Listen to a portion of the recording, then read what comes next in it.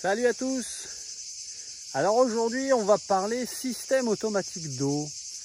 Donc ici on a une tonne à eau.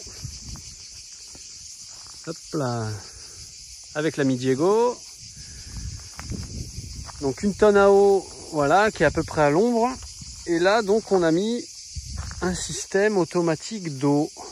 Alors avant j'ouvrais juste la vanette. Je prenais des bouts de gouttière pour pouvoir alimenter soit la petite piscine.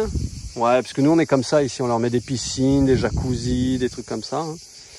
Ou soit donc je prenais celle-là pour alimenter l'abreuvoir. Là, comme j'aimerais prendre éventuellement quelques jours de vacances cet été, on est déjà mi-juillet, donc au mois d'août, eh bien, il faut que les animaux puissent boire voilà, sans que moi j'ai à venir, quoi. Hein. Parce qu'une poubelle comme ça, en 24 heures, il la tombe de moitié, voire de 3/4. Hein. Surtout que Mia, elle aime bien frotter dedans pour mettre un peu d'eau au sol et se rafraîchir les pattes. Donc, comment ça fonctionne?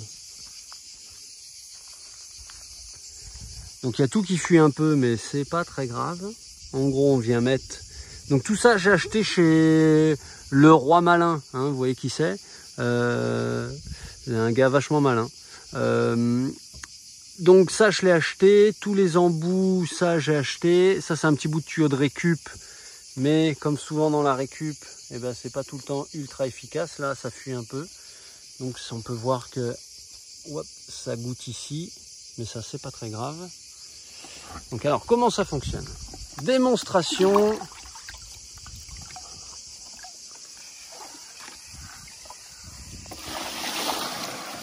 Hop là, on met un peu d'eau là-dedans. Voilà. Ça, je le remets là. Donc ça, vous voyez, c'est exactement comme dans vos toilettes. Donc ça remplit tout doucement, mais ça va venir remplir tout seul quand il y a besoin, quoi. Donc c'est plutôt cool. C'est très lent, mais c'est cool. Voilà, ça fonctionne très simplement. C'est ce qu'on appelle des tuyaux basse pression. Donc ça, j'ai appris ça hein, il y a quelques jours. Hein, je raconte pas de voilà, parce que moi j'y connaissais rien en branchement, tout ça, c'était un peu le bazar. Mais heureusement, il y a des vendeurs sympas qui m'ont aidé. Enfin, surtout une vendeuse sympa. Si elle voit cette vidéo, un petit coucou, c'était cool d'avoir pris le temps. Parce que donc, ça, on l'achète indépendamment. Là, il y a un embout dedans. Je vais zoomer, je vais me rapprocher. Donc ça s'achète, c'est une pièce. Là, le petit bout dedans, là, qui est un peu mâchouillé parce que j'ai voulu serrer très fort à la pince, mais que ça marche pas forcément mieux. Ça, c'est une autre pièce. Tout ça, là, c'est une pièce. Ça se ferme. Hop.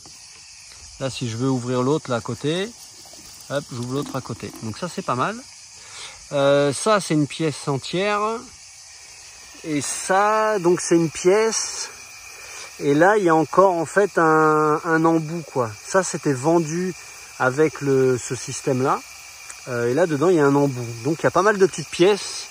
Et pour faire le puzzle, moi, je galérais, quoi. Donc, voilà.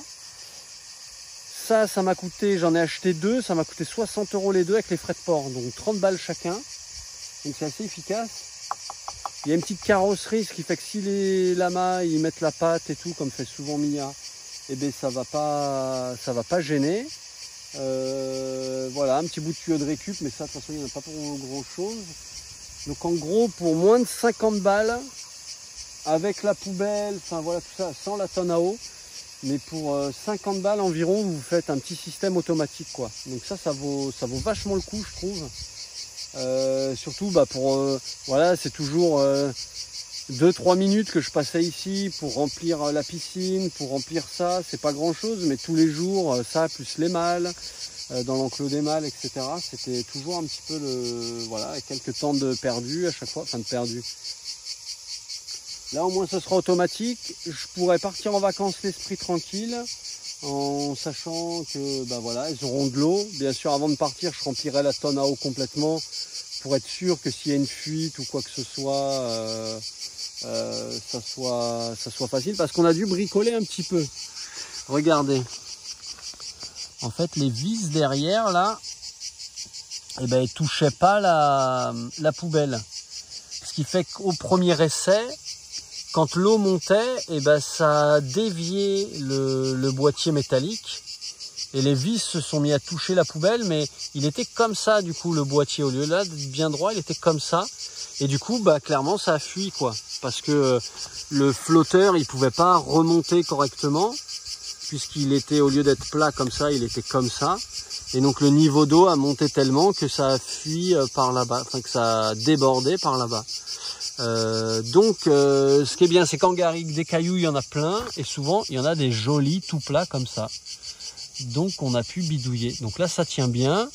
Voilà, bah, ça fuit un peu, mais c'est pas très grave. Parce que ce qu'il y aura dedans, bah, je pourrais le mettre dans le jacuzzi. Et quand je serai pas là quelques jours, eh ben, ça coulera et c'est pas très grave quoi. C'est pour quelques jours. Voilà. Donc voilà ce petit système pour, je vous dis, pour même pas 50 balles, c'est fait quoi. 30 balles du petit boîtier. Donc j'ai acheté ça sur Esprit Équitation, je crois. Pour vous citer d'autres sites, il y a quoi? Il y a Agri Fourniture, il y a mince, comment, enfin bref, il y en a plusieurs. Tous ne proposent pas ce modèle. Ça, c'est vraiment le modèle le moins cher, parce qu'après, il existe des modèles spéciaux bovins, tout en inox, où il y a le bac avec, ou certains, c'est juste des petites choses où ils vont laper dedans par exemple, et donc c'est juste des tout petits bacs quoi. Moi ce qui m'intéressait, c'est de pouvoir voilà, avoir quand même une certaine contenance et que ça puisse se déplacer quoi, que ça soit modulable facilement et que ça soit autonome, sans électricité, sans rien. Donc voilà, ça fait le job. Si j'ai des défaillances ou des choses comme ça, bah, les jours prochains, les semaines prochaines, je vous en parlerai. Et pour l'instant, à part ces petites fuites qui m'embêtent, ça fait le job quoi. Mais le problème, c'est que pour les régler, ces fuites, eh ben, je suis obligé d'attendre que la tonne à eau soit vide. Parce qu'en fait, là, on ne le voit pas, mais donc là, c'est ouvert et je peux plus la fermer. Là, ça bute, ça vient en buter dans ce petit, sur ce petit manchon qui vient dedans en fait. Donc quand j'ai vu ça, que je commençais à visser, donc au début c'était fermé, quand j'ai commencé à visser et que j'ai vu qu'il allait, que lui là, ce petit embout, il allait m'embêter, et bien j'ai ouvert et j'ai serré comme je pouvais. Donc je sais pas si c'est ça qui a causé la fuite. Pourtant j'ai mis donc du téflon, hein, ces petites, pardon. Enfin, voilà ce petit scotch blanc là qu'on appelle du téflon, où on vient enrouler autour du pas de vis, hein. Pourtant j'en ai mis. Voilà, j'ai respecté tout ce qu'on m'a dit de faire et ça fuit quand même un peu. Donc je ferai mieux quand la tonne à eau sera vide et que je serai vraiment tranquille pour le faire. Parce qu'après, pour remplir cette tonne à eau, là vous voyez, il y a un tuyau qui serpente là. Et il y a le copain qui a le terrain de l'autre côté, où on peut venir en camion remplir ici, où il a même une tonne à eau qui me met à dispo gentiment. Donc comme ça, j'ai une réserve d'eau là-haut, quoi. Donc si même je devais partir vraiment pas mal de jours et que ça fuyait, je peux même connecter celle-là à celle-là une fois qu'elle sera remplie. Donc je peux avoir 2000 litres d'eau si je veux, quoi. Donc voilà, c'est plutôt cool.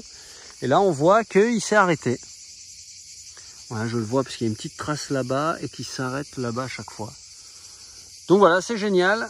Franchement, c'est cool. Pour, voilà, comme je disais, pour pas cher, on a un truc cool. Bon allez, sur ce, moi, je pique une tête et je vous dis à bientôt.